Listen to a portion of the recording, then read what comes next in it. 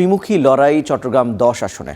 ডাবলমোরিং থেকে হালিশহর অলিগলি চষে বেড়াচ্ছেন বিএনপি, জামাত এবং ইসলামী আন্দোলন বাংলাদেশের প্রার্থীরা।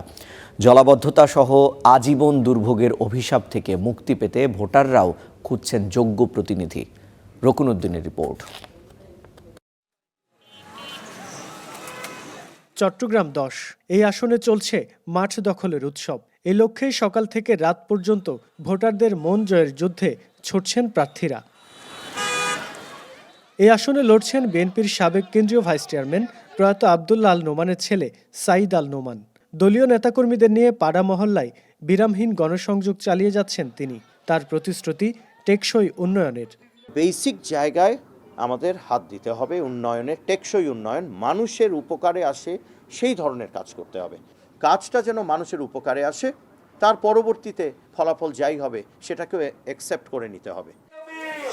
পিছিয়ে নেই ১১ দলীয় জোট ও জামায়াত ইসলামের প্রার্থী অধ্যক্ষ শামসুজ্জামান হেলালি।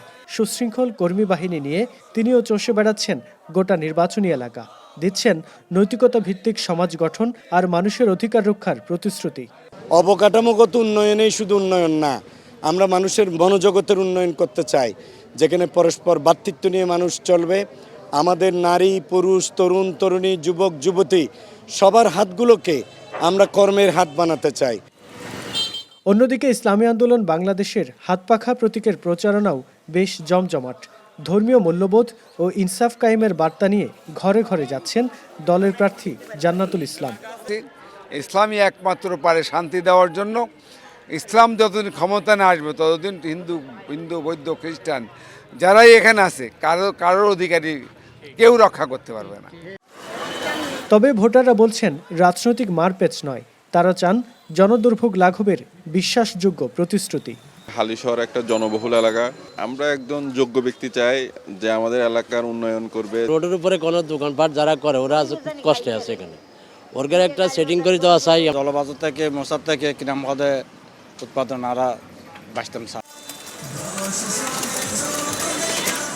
১২ই ফেব্রুয়ারির মহেন্দ্রক্ষণ যতই ঘনিয়ে আসছে ততই বাড়ছে রাজনৈতিক উত্তাপ। এখন দেখার বিষয় আগামী ৫ বছরের জন্য অভিভাবক হিসেবে কার উপর আস্থা রাখে এই এলাকার ভোটাররা, আর কে হাসবে বিজয়ের শেষ হাসি। রকুনউদ্দিন, স্টার নিউজ, চট্টগ্রাম।